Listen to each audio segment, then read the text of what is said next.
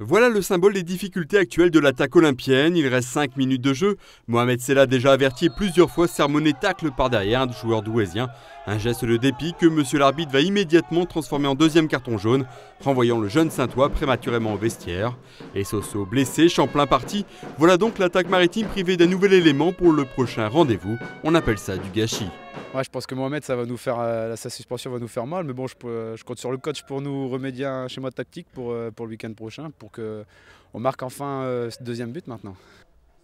Oui, autant vous le dire tout de suite, à Douai, l'OGS n'a pas marqué. Le but inscrit la semaine passée par Rudy Deca reste donc à ce jour la seule et unique réalisation olympienne.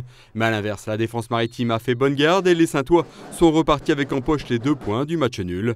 Bien en place, les hommes de Pascal Langlois se montrent dans de bonnes dispositions début d'encontre. Les duels sont gagnés par les maritimes et par 2 fois ils se mettent en position, mais Saïd Abache ne cadre pas. Même chose quelques instants plus tard pour Oumar Diallo qui loupe son lob face à Trochu. L'entame est encourageante, la suite sera un peu plus brouillonne et sans l'arrêt réflexe de Lâcheret, l'OGS aurait pu être mené 1-0 à la pause. Dans cette première période, il faut également souligner la belle frappe de Gaetano Muraglia, boxé avec autorité par Trochu. En deuxième mi-temps, pas grand-chose à signaler, à part peut-être ce coup franc de Poré sans danger pour Lâcheret. Manquant une nouvelle fois de percussion, l'OGS ne parvient pas à porter le danger devant la cage de Douai. 0-0, score final, un deuxième résultat nul de suite à l'extérieur pour les Saintois. On se contentera de cela.